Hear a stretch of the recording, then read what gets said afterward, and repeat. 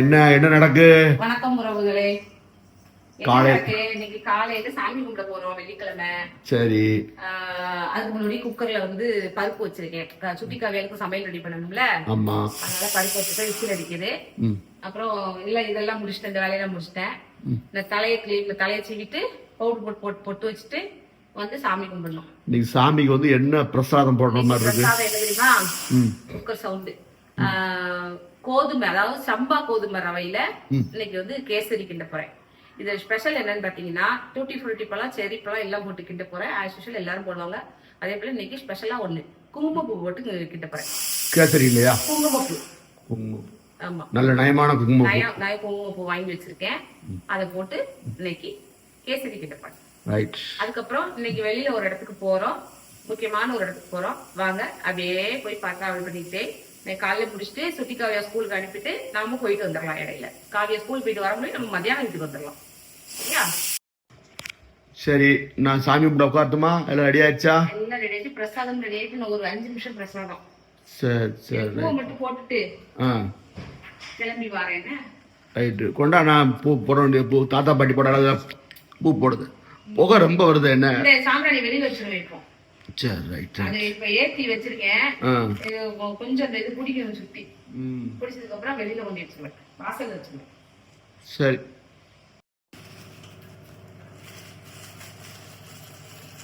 பிரசாதம் ரெடி ஆகிட்டு இருக்கா? இந்த வச்சுட்டேன், ரெடி ஆயிடுச்சு.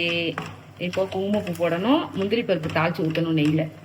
கண்ணுக்கு பார்க்க நல்லா குளிர்ச்சியா இருக்கு. ஆனா நான் கலர் பொடி ஊத்திடுவேனே. கலர் பொடி சேர்க்க போறியா? சேர்க்கணும்ல. அந்த குங்குமப்பூ கலர் வரும்ல அப்படி?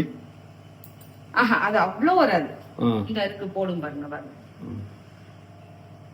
இந்த இருக்கா நல்ல குவாலிட்டியான குங்குமப்பூ. ஒரு 4-5 பீஸ்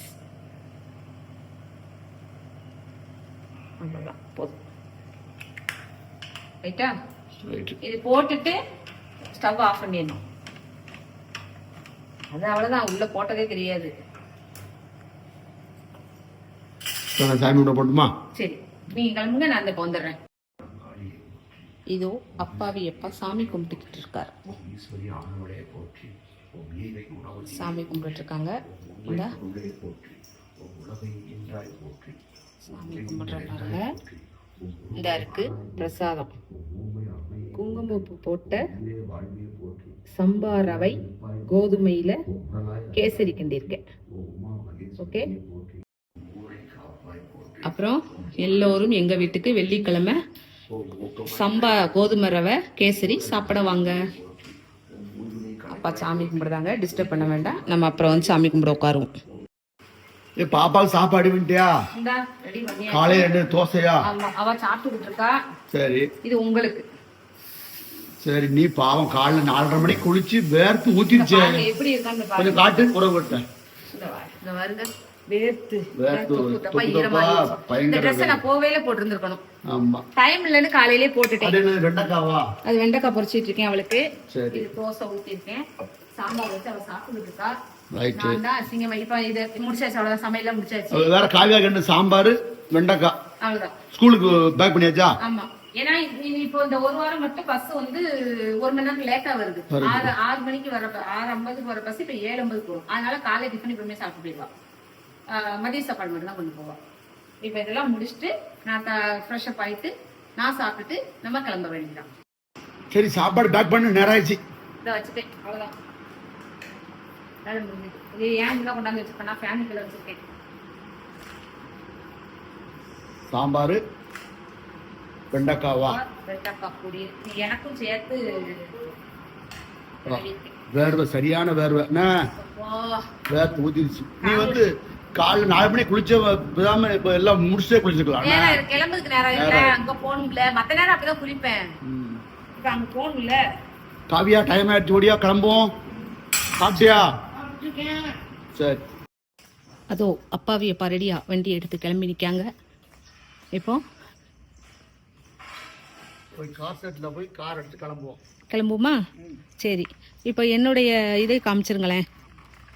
என்னோட ட்ரெஸ்ஸு அங்கே செட்டில் போயா? சரி, ஹெல்மெட்டை போட்டுக்கோங்க. இப்போ கார் ஷெட்டுக்கு வந்துட்டோம். கார் எடுத்துட்டு கிளம்ப போறோம். இதுதான் என்னுடைய ட்ரெஸ். இன்னைக்கு வெளியில கிளம்புறேன். சரியா? சூப்பரா ட்ரெஸ். நல்லா இருக்கா? சரி கிளம்புவோமா? இந்த காரை நான் தொடச்சிட்டுமா? லைட்டா தொடச்சிட்டு இருக்கீங்களா? தொடச்சிட்டு இருக்கேன். தூசியா இல்ல. சரி சரி டக்குன்னு எடுங்க, நம்ம கிளம்பு. என்னாச்சு? உறவுகளே நாங்க கிளம்பிட்டோம்.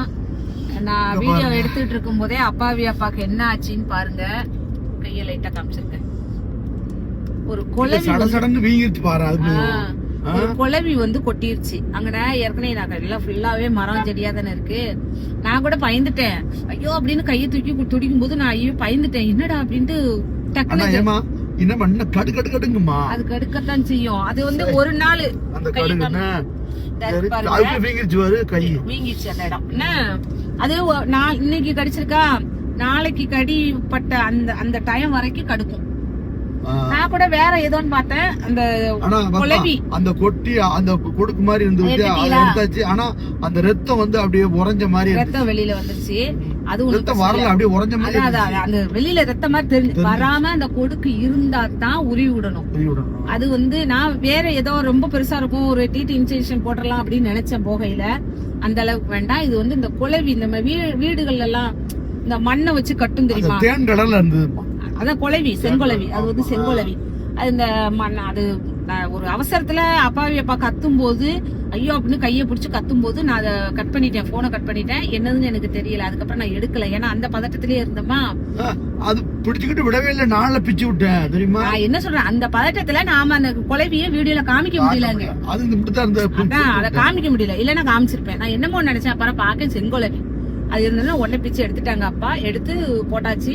கடுக்கு வலி இருக்கு. ஆனா கிளம்பியாச்சு. வேற என்ன செய்ய, போயிட்டு வந்துருவோம் அப்படின்ட்டு கிளம்பிட்டோம். அந்த இடத்துல சுண்ணாம்பு வாங்கி லைட்டா அந்த இடத்துல சுண்ணாம்பு போட்டோம். ஏன்னா எங்க பாட்டி சொல்லியிருக்காங்க, எந்த ஒரு விஷக்கடி போட்டா வண்டோ இதோ கடிச்சாலும் அந்த கடிச்ச இடத்துல கரெக்டா அந்த கடிவாயின்னு சொல்லுவாங்க, அந்த வாயில சுண்ணாம்பு தடவிட்டோம்னா விஷம் ஏறாதுப்பாங்க. அந்த இடத்துலயே அந்த விஷத்தை வந்து முறிச்சிரும் அப்படிப்பாங்க. இது எப்படி இது இப்படியே ஊசி போடணுமா? ஒண்ணும் வேண்டாம். இது நான் எனக்கு வந்து பென்சில் ஊசி பிடிக்காது. ஆமா, அது எந்த ஊசி போடுவாங்க?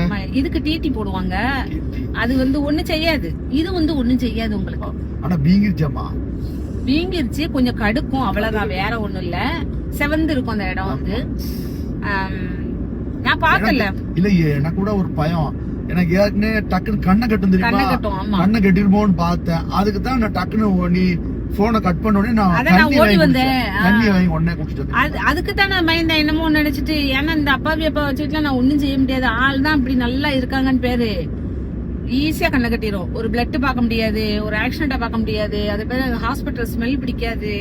இந்த மாதிரி ஏதாவது சின்ன சின்ன ஒரு வலி தாங்க முடியாது. அது வந்து உடனே கண்ணை கட்டி மயக்கம் வந்து கீழே விழுந்துருவாங்க. அதுக்கப்புறம் தண்ணி தெளிச்சு எழுப்புறது பெரிய பாடு இவங்களை வச்சுக்கிட்டு.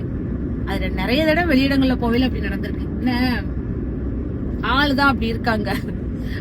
வடிவேல் சார் சொன்ன மாதிரி பில்டிங் ஸ்ட்ராங்கு, பேஸ்மெண்டா வீக்கு. அங்க எல்லாம் மாத்திரையில தான் ஓடுது. அப்புறம் என்ன செய்ய, சரி கொஞ்சம் நல்லா உடம்ப நம்ம வந்து கவனமா பாத்துக்குவோம். அதுக்காண்டிதான் கொஞ்சம் நல்லா சாப்பாடுலாம் கொஞ்சம் நல்லா சாப்பிட்டுட்டு இருக்குது. இப்ப நான் ரொம்ப பயந்துட்டேன். ஐயோ என்னது அப்படின்ட்டு ஒரு இதாச்சு. அப்புறம் அந்த குழவிய கண்ணால பார்த்ததுக்கு அப்புறம் தான் கொஞ்சம் மனசு ரிலாக்ஸ் ஆச்சு. சின்ன குழவிதான். நம்ம எறும்பு இருக்குல்ல, எறும்புல இருந்து பெரிய சைஸ் அந்த கட்டெரும்புன்னு சொல்லுவோம்ல, அது மாதிரி ஒரு ஒரு அரை பங்கு கூட இருக்கும். அந்த அது எறும்புக்கு வந்து சிறகு கிடையாது பறக்கிறதுக்கு. இந்த குழவிக்கு வந்து சிறகு இருக்கும், பறக்கும். இந்த குட்டி குட்டியா அந்த மண்ணா வீடுகள்ல அங்க அப்படியே கூடு கட்டிக்கிட்டு இருக்கும். அந்த கரையான்னு சொல்லுவாங்க, அந்த கரையான்ல குழவி அது கொட்டிருச்சு. வேற ஒண்ணும் இல்ல, பயம் இல்ல. கடவுளேன்னு நம்மளுக்கு கடவுள் துணை. நம்ம உறவுகள் அனைவருடைய ஆசீர்வாதமும் நம்மளுக்கு இருக்கு. உறவுகள் அனைவரும் பாக்குற அனைவரும் நம்மள ஆசீர்வாதம் பண்ணுவாங்க. அப்படிங்கல நம்மளுக்கு எந்த அளவு பெரிய அளவுல ஒண்ணும் வராது. லேசா சின்ன சின்ன, அது மனுஷங்க தானே, வந்துதானே ஆகும். சின்ன சின்ன இது தாங்கக்கூடிய ஒரு சம்பவங்கள் இருக்கும், அவ்வளவுதான். அதை அட்ஜஸ்ட் பண்ணி போயிட்டே இருக்கும். அதெல்லாம் ஒன்றும் பிரச்சனை, இது ஒரு பெரிய இஷ்யூவே கிடையாது, சின்னதுதான். ஆனா பெரிய அளவு இருக்குமோன்னு பயந்துட்டேன் நானு. ரொம்ப ஒரு மாதிரி ஆயிட்டு எனக்கு. என்ன ரீசன்னா, எதனாலும் நான் வந்து தாங்கிருவேன், சாதிச்சிருவேன். எங்கனாலும் கூட்டிட்டு போயிருவேன். ஹாஸ்பிட்டல் அங்க போகணுமா இங்க போகணுமா எங்கனாலும் அலைஞ்சிருவேன். அதை பத்தி எனக்கு கவலையே கிடையாது. எவ்வளவு நாள் நான் கொஞ்சம் தைரியம், மனசு தைரியம் உள்ளவா. எதனாலும் நான் ஃபேஸ் பண்ணிடுவேன். இந்த கண்ணை கட்டிருமே இவங்களை வச்சுட்டு இப்ப கண்ணை கட்டிட்டா தனியா காசட்டுக்குள்ள நிக்கும். பக்கத்துல ஆளே இல்ல, என்ன பண்ண, எப்படி நான் இது பண்ண முடியும் அப்படிங்கிற ஒரு பயம்தான், வேற ஒண்ணும் இல்ல. மத்தபடி எதுனாலும் நான் ஃபேஸ் பண்ணிடுவேன். எப்படியோ இந்த வழியினாலும் வண்டி ஓட்ட ஆரம்பிச்சாச்சு. அது ஒண்ணும் செய்யாது, கொஞ்ச நேரம் கடுக்குங்க. அதுக்கப்புறம் இது அவ்வளவு பெரிய நம்ம பயப்படுற அளவுக்கு அவ்வளவு பெரிய விசகடி கிடையாது இது வந்து. சரியா? அதனால தைரியமா வண்டி போட்டுங்க. உங்க உடம்பு தெம்புக்கு வேணா ஏதாவது போகையில ஜூஸ் வாங்கி தரேன். சரியா? அந்த கையை நல்ல உறவுகள்கிட்ட காமிங்க. இந்த கரெக்டா அந்த சுண்டு விரலுக்கு கீழே இந்த இடம், இந்த இடம்னா இந்த இடம், இந்த இடம்லாம் வீங்கிச்சு பாருங்க. இங்கெல்லாம் வீங்கிச்சு, கடுக்குதுன்னு. சரி சரி, அட்ஜஸ்ட் பண்ணிக்கலாம், ஒன்றும் செய்யாது. என்ன அப்படியே ஓட்டு. கொஞ்ச நேரம் இப்பதானே கடிச்சு, இப்ப கொஞ்ச நேரம் தான் ஆயிருக்கு. கொஞ்ச நேரம் கடுக்கும், அப்புறம் குணமாயிரும். சரி, அப்புறம் மாட்டு பாப்போம். இப்போ வலி எப்படி இருக்கு?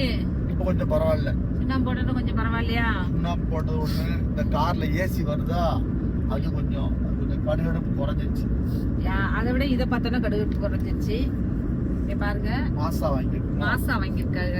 இது வந்து இப்போதைக்கு ஃப்ரெஷ் ஜூஸ் தாங்க. காலையிலே கிளம்புறதுனால நாங்க வர்ற வழியில, இந்த வழியில ஜூஸ் கடை எதுவுமே வந்து அந்த ஃப்ரெஷ் ஜூஸ் குடிக்கிற மாதிரி கடை இல்ல.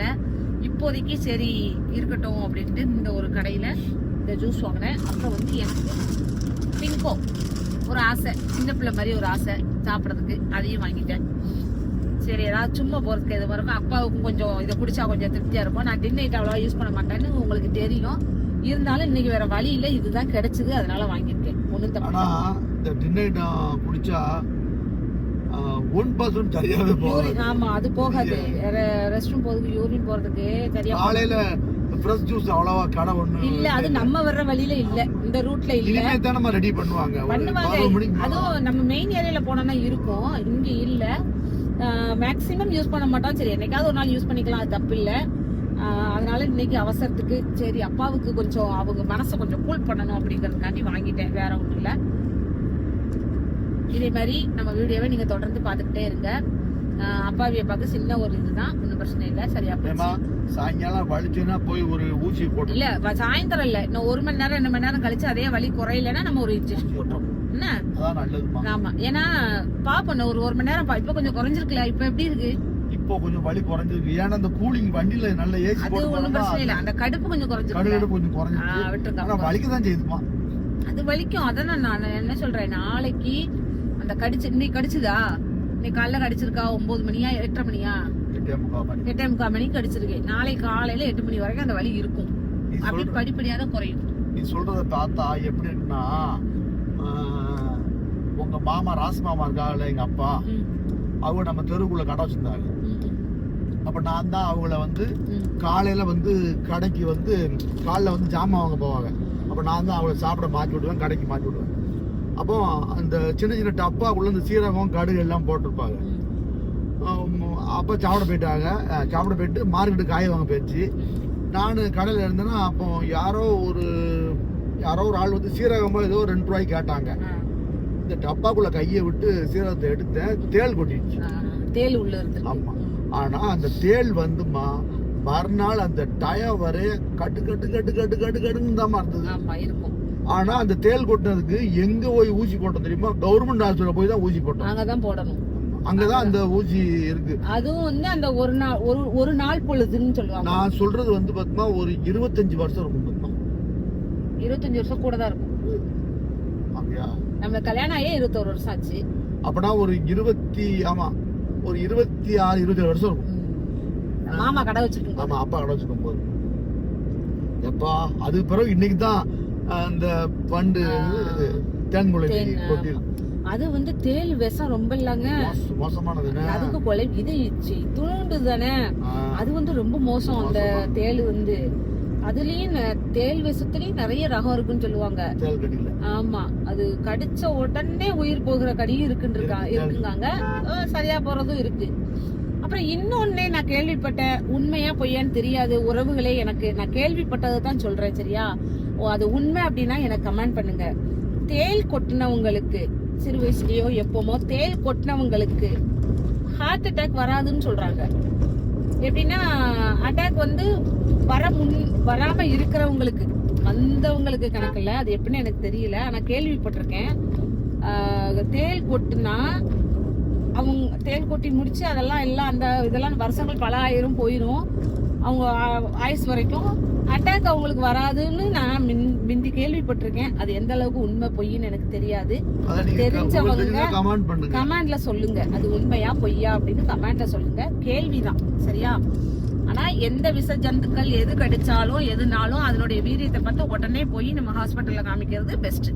அதுதான் நல்லது. அதுக்குண்டான ட்ரீட்மெண்ட் எடுக்கணும், அதுதான் பெஸ்ட், சரியா? எல்லாரும் கவனமா இருங்க.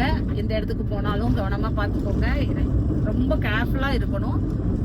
சின்னது தானே அப்படின்னு நினைக்க கூடாது, அதையும் பார்க்கணும். இப்ப அப்பாவை பார்ப்போம், இல்லைன்னா ஒரு மணி நேரத்துல பார்ப்பேன். வலி குறையல அப்படின்னா போய் இன்ஜெக்ஷன் போட்டுருவேன். ஓகேவா? அடுத்து இதே மாதிரி ஒரு நல்ல வீடியோல சந்திப்போம். லைக் பண்ணுங்க, ஷேர் பண்ணுங்க, கமெண்ட் பண்ணுங்க. ஸ்ரீ அரங்கன் ஃபேமிலி சப்ஸ்கிரைப் பண்ணுங்க. அந்த பெல் ஐகானை கிளிக் பண்ணுங்க. அரங்கன் ஃபேமிலிக்கு என்னைக்கும் உங்களுடைய ஆதரவு இருக்கணும், சரியா? நான் வந்து ஏன் இதையும் நான் சொல்லி வீடியோ எடுத்து நாங்க போடுறோம்னா ஒரு விழிப்புணர்வுக்காண்டி தான். நம்ம எல்லாமே ஷேர் பண்ணிக்கிறோம், அப்ப இதையும் நம்ம ஷேர் பண்ணணும் அப்படிங்கறதுக்காண்டி தான் நான் அதை வீடியோவை போடுறேன். இல்ல கொலைவு கொட்டணும்னே இது தேவையா அப்படின்னு சில பேர்லாம் கேட்பாங்க. சில பேரை கேட்டாங்க, அது நம்மள கேட்க மாட்டாங்க. யாரும் நம்ம உறவுகள் யாரும் நம்மள அப்படி எதுன்னு பேசுறது கிடையாது, என்ன, எப்பவுமே. அதனால எல்லாரும் கவனமா இருக்கு, சரியா? ஷேர் பண்ணதுக்காக இந்த வீடியோ போட்டோம். தேங்க்யூ, பாய். அடுத்த வீடியோல சந்திப்போம்.